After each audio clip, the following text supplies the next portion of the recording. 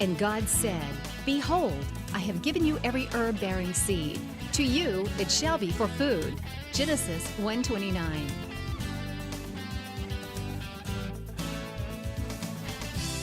Man did eat angels' food. He sent them meat to the full. Psalm 78:25. Everyday Manna with Lisa. Hi everybody, and welcome to Everyday Manna. Today we are going to make an onion coated baked chicken. To go alongside that, we're going to have some Italian cauliflower and then a fruited coleslaw as our salad. We're going to get started on our chicken because obviously that takes the longest. I have my oven preheated to 375 degrees, and I have here some boneless, skinless chicken breasts. And I have some eggs. I've got 3 eggs that are in this shallow bowl mixed with just a little bit of water to kind of help loosen them up so that they're a little more liquidy than they would be. This is going to act as our glue, if you will, on our chicken. Help the coating to adhere. And then I'm just beating that with a little whisk just to kind of beat up the egg yolks. Then I'm going to keep that for a minute. Then, excuse me, in this pan, I'm kind of getting a breading station set up. This is panko breadcrumbs, which is a Japanese style breadcrumb. But I love them for cooking with because they're thicker and they have more edges. They're drier is what it is. And they stay crisp in the oven. So they're readily available in the grocery stores where you buy flour and sugar in that aisle, in the baking aisle. With the regular breadcrumbs, you will see something beside them called panko, P-A-N-K-O, I think is how you spell it. And then in that, we're going to put some dried rosemary. And I like to take it between my hands and just kind of crush it up a little bit. Kind of releases that flavor. I smell it instantly. Now, in this bag, I have 1 container of those French fried onions that everybody puts on top of their green bean casserole. Now, I've never tried that, but if you'll take those onions, just 1 can of them, put them in a Ziploc baggie, and then crush them with your hands. You could use a meat mallet or let your kids do this. It's just easier to do it with your hands, or you could take a meat mallet and just kind of crush them up, rolling pin or anything, or your hands, whatever you want to do. But you want to crush them up to where they're, finer. And then we're going to mix that, the whole bag, with our breadcrumbs. Just take your fingers and kind of mix that up together. Clean hands, because they're going to get dirty in the chicken. I have not found another way of doing this besides using your hands. All right, now I have a large baking dish here that I have sprayed with nonstick spray, and I've got some boneless, skinless chicken breasts. And what you're going to do is dip it in the egg mixture, both sides. It's messy, but that's okay. And then go straight into your breadcrumb mixture. Now you'll have to kind of press it on there. Notice I didn't put any salt in this because those French fried onions are salty enough. You don't need to add any salt. And then just place them in your baking dish and move on to the next one. It really tastes wonderful when it's baked. And you can do, 6 or 8 chicken breasts with this. You, by all means, could do like a pork tenderloin, cut it into pieces and use that, or you could use like the boneless loin chops. You could do that instead of chicken if you wanted to. I'm going to need 2 pans because these chicken breasts are actually kind of big, but that's okay. My children went crazy over this the first time I made it. I mean, they went nuts over it. They loved it, and they wanted it in their lunchbox the next day for school. So that's another good thing. You can always use the leftovers in lunch boxes. There's no way to not make a mess. So just know you're going to have to clean up. That's okay. If you wanted to use one dish, you could use a baking pan, like a sheet pan, if you wanted to. And then just put that in there. I'll show you how to get this going first, and then I'll do the others and put in another pan. Rinse off your hands. Wash them real good. Anytime you're dealing with poultry, you need to wash your hands with soap and water to avoid any cross-contamination.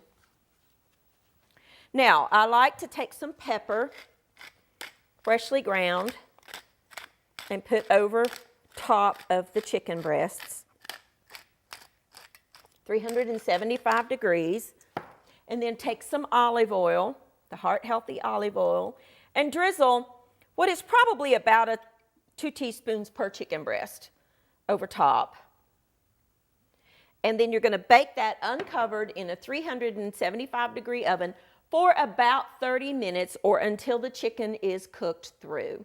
I'm going to clean up, finish those, get them in the oven, and when I come back, we will start on the cauliflower.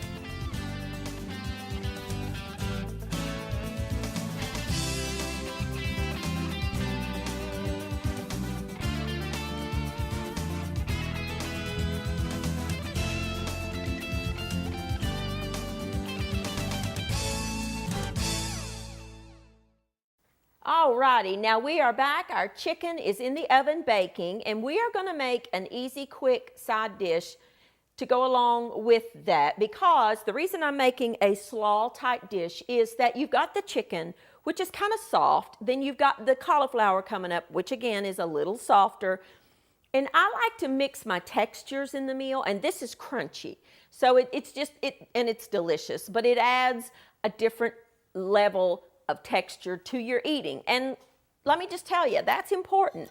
But it also adds in some vegetables. You've got cabbage, and in this bowl, I have a bag of just the coleslaw mix that you buy. Now, you could shred your own cabbage if you wanted to. This particular blend has got some red cabbage in there and some carrots, which is fine. Or you can just shred your own cabbage, about 3-4 cups. Then I'm going to add some celery, which is one of my favorites, because it does add crunch as well as flavor. And again, if this is something you don't like, you can leave it out. Because I know there are those of you out there who do not like celery. Now, I can't imagine why, but I know that you don't. And I've just got, I want about 1/2 cup or so. It doesn't have to be exact. Just cut them into pieces, cut the celery stalks, about 3 or 4 celery stalks. And I like my celery darker, if you can find it. I like the darker green celery. I just think it tastes better. And then add that into the bowl. We're going to add some raisins, about 1/2 cup of raisins. You could add dried cranberries if you wanted to. Those are really good in here. And then I have some fruit. Now, if it's fruit season and you've got fresh, juicy, wonderful peaches, by all means use that. And pineapple, use the fresh. But if you don't, and if it's not in season, then I have 1 can of just chunked up peaches, and then 1 can of crushed pineapple. I've drained them, but some of the juices is still there, and that's okay. You don't have to have it completely drained. It'll just add a little more liquid to the salad. Now, I'm not going to add my apple quite yet because I want to get the dressing made so the apple doesn't turn. That's just some salt and pepper. In this bowl, I have about 1/4 cup of just mayonnaise. I like low-fat mayonnaise. And then I'm going to add 1 container, which is 5 ounces, a little over 5 ounces, of plain Greek yogurt. Now, if you don't like yogurt, you could use all mayonnaise. On the same note, if you don't like mayonnaise, you certainly could use all yogurt. Or you could do, as whatever mixture that you like. I don't like my salads watery. So therefore, I don't add a whole lot of dressing to mine. If you want to double this to make it a little more mayonnaise-y or, dressing, you can. I just prefer mine to be not so dressed. And honestly, the liquid from the fruit and the cabbage is going to exude, I'm going to get my tongs here, hang on just a second, some liquid, some water as it goes. So I'm just going to kind of toss this for a second with my tongs to get it mixed up, and then I'll switch back to my spoon. This is a great dish to serve in the summertime too. Keeps in the refrigerator for, a couple days, and then you've got a salad prepared that you can go to and eat anytime. Now, for me, I prefer in the winter or in the summertime, I like things like this. I move away from the heavier foods for me. And I would make this and keep it in the refrigerator and eat on it, for a couple of days. It'd be gone before then probably, but, it will keep in the refrigerator. And if there's another fruit that you like, you could add it. You could add some kiwi, you could add some cherries, you could add some grapes, you could add a pear, you could add whatever you wanted. For this recipe, I just have the peaches, which are my favorite, and the crushed pineapple. Now I have here one apple. This particular one is a Macintosh, but you could use Red Delicious, you could use Granny Smith, you could use whatever kind of apple you like. I've cleaned it, but I'm leaving the peeling on. And the way that I do it when I'm doing it for a salad or something like this is I just cut around the core, just like this. And there you go. That can go in the garbage. And then just cut your apple into pieces about the size of the celery. I love apple. Eat them all the time. The old saying, an apple a day keeps the doctor away. Well, an apple a day is truly healthy for you. You're getting lots and lots of fiber and vitamins and minerals, and as well as the fact that they're just delicious. The reason that I'm adding this last is the yogurt has an acid base to it, and that coated with the apple will keep the apple from turning brown. So that's why I'm adding the apple last, because I want to make sure that I get it coated with that yogurt mixture quickly. This can be made ahead and chilled for a couple of hours, or even, several hours ahead of time. I think that's probably good enough with the tongs. So we will switch over to the spoon. Just a little easier to do it with that first. And then just let it chill. You can add some more salt if you like, or pepper if you like. But just let this chill in the refrigerator for a couple of hours, and you are good to go.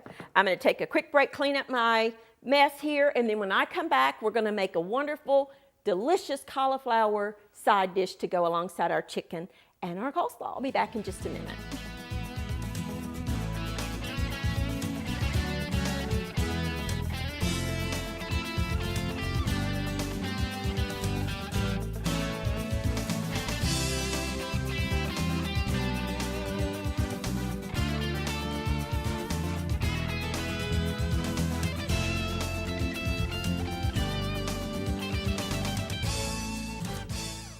All right, now our slaw is chilling and our chicken is baking, and we're going to start on a side dish of cauliflower. I have a large non-stick skillet here, and I'm going to add a little bit of onion. I'm going to saute this in just a little bit of olive oil. Not much, just a little bit. I'm going to add the onion to there. I don't want it to be brown. I just want to soften it a little bit. Then I'm going to add some green pepper, just a little. Don't want to overwhelm the flavor of the cauliflower. I adore cauliflower. It's really one of my favorites. And I cook it in many, many different ways. And this is just a little, kind of an Italian take on cauliflower. You'll see why in just a second. So I'm going to add a little bit of green pepper to my onion. Non-stick skillet, so always use the wooden utensils, even if it says metal utensils safe. I never use metal utensils in my non-stick skillets. Never. That's just a no-no. There's a little more onion. Let's add that. It must have fell out there. I don't want to waste it. So let's add that in real quick. Now, I've got 1 head of cauliflower here that I've washed. And you need to, for those of you who may have never cut up a head of cauliflower, let me show you how to do it. This is kind of the core.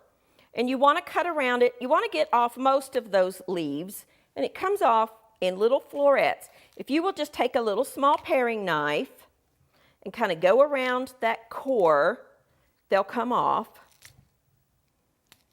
Fairly easy. You see how I'm just taking the florets off. And you can do this same recipe with broccoli if you want to. I just really like cauliflower. I love it roasted. And then any of your little small leaves, you know, if there's a few left, it's okay. You don't have to be meticulous to get them all off. And then break the cauliflower into smaller pieces. If you can't break it, just take your paring knife and cut through that and it'll come right apart. You don't want them too big, but you don't want them too small either. Just about like that is perfect. Just a good bite. I love cauliflower. It really, I'm working on some different recipes with it. There's a lot of, I saw something the other day I want to try, and it's making like a rice dish, rice out of cauliflower instead of using rice. Would be great for people who are trying to watch their carbs. So we're working on that. I'm working on that one. And then there you go. That's our cauliflower. He looks a little big. Let's cut him up. You want them all about the same size. Just kind of eyeball it and make sure that they are similar in size. That way they cook at the same time. Let's check our onion and pepper. Just kind of want to give them a little bit of a head start because they cook slower than the cauliflower. I got it on like medium-high heat. I'm going to add a little bit of salt. I keep this is 1/2 teaspoon measure, and I just keep it in my little salt box because I only use kosher salt, and I keep it in there so it works out great. And a little bit of freshly cracked pepper. I get asked a lot where I got this pepper mill from. And it's called the Peppermate Pepper Mill. Just Google it, and you'll find it on many, many different places that you can order it. I've never seen it in the stores, but you can order it online. And it really is a neat little pepper mill. For those of you that don't know, I collect pepper mills. That's something I just love. I love pepper mills. If you have some fresh garlic, you can use that. I don't have any at the moment, so I'm just using a little bit of garlic powder, a little bit of dried basil. Stir that up. I like to put my herbs and spices in early because the oil will bloom them and make them taste wonderful. Then add your cauliflower.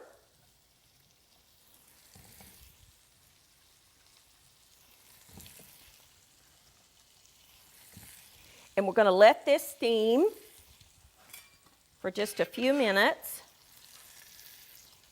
This is just a low-fat Italian salad dressing. Adds some wonderful flavor to it. Kind of coat all that in that dressing. Turn it down just a little bit, and then I'm going to add a little bit of water just to steam that cauliflower. About 1/2 cup, not much. Now, my pan does not have a lid. And here's a little trick for you. If you'll take your little splatter guard that we use to keep grease from splattering when we're frying, cover it with some foil. That'll kind of work as a temporary little lid. It won't be airtight, but it'll do the purpose. And then we're going to let that steam for about 10 minutes. And then when we come back, we're going to finish that up. Our chicken will be done, and then we will eat. I'll be back in just a minute.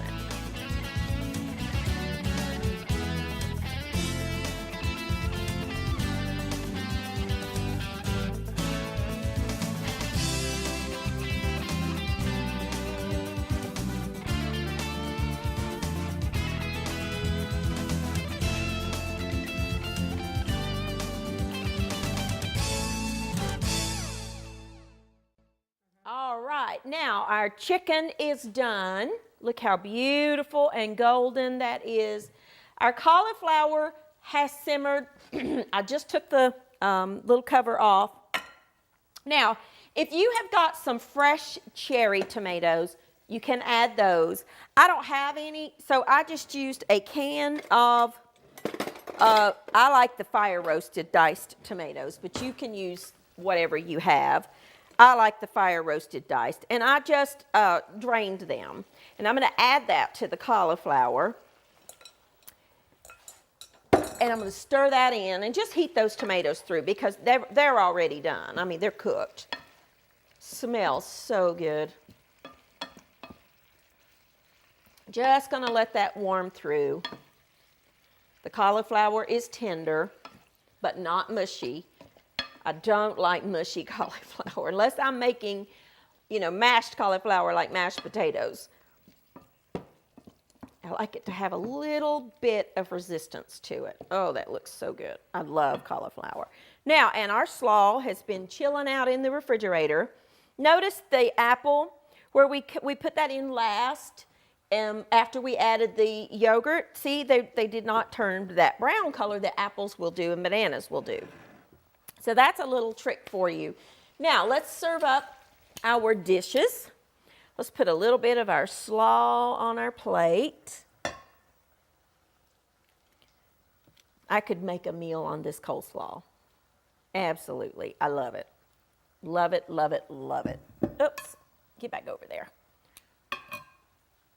I like a little bit of extra black pepper on it. You don't have to do that if you don't want to, but I like a little extra pepper on mine. Let me clean that little spot off. Now, we will add our wonderful chicken breast. This is hot, so be careful with it. Just take that out of there. Place that on your pan. Oh, it's so good. So, so, so good. And then add some of your cauliflower. You just want to heat those tomatoes through, and that's done. Add some cauliflower to it. And there you go. You have got a quick and easy, delicious, and healthy meal for your family. Any day of the week, start to finish, you could have this done in less than an hour. So there you go. A quick and easy baked onion coated chicken breast, our wonderful Italian cauliflower, and our delicious fruited coleslaw. You're getting all kinds of vitamins and minerals and textures and all of that in with your food. And listen, don't be afraid to try new things. And especially if you've got picky eaters that maybe you're cooking for, or you yourself are picky, try new things. I didn't tell my boys what I was cooking. Although Austin kind of likes onions, Aaron does not. I said nothing. I just said, I'm recipe testing, boys. I need you to try this and tell me what you think. And they both loved it. So, and Mike loved it. So try new things. Let your family try them, or you yourself try them, and experience the flavors. I'm learning to just kind of sneak it in, and therefore they will eat it. But there's a great way to get some cauliflower in your diet. It's a cruciferous vegetable. It's extremely healthy. And when you add those tomatoes to it, the lycopene in the tomatoes is just one of the healthiest things you can eat. And little known fact, or maybe you don't know this, or maybe you do, cooked tomatoes actually have more lycopene in it than raw. So cooked tomatoes are actually better for you than raw tomatoes. And your wonderful salad, you're getting your fruit, you're getting your vegetables, you're getting your fiber, you're getting your protein, you're getting your carbs. This truly is a meal on one plate. It has everything that you could need. Just add a glass of iced tea to it, and there you go. Thank you for joining with me. Try these recipes and let me know what you think, and I will see you next time on Everyday Manna. Thank you for watching Everyday Manna with Lisa. This program is made possible by viewers like you. Your support is continually needed to keep Christian programming on the air. Please send your best financial gift to Living Faith Television in care of Everyday Manna, P.O. Box 1867, Abingdon, Virginia 24212.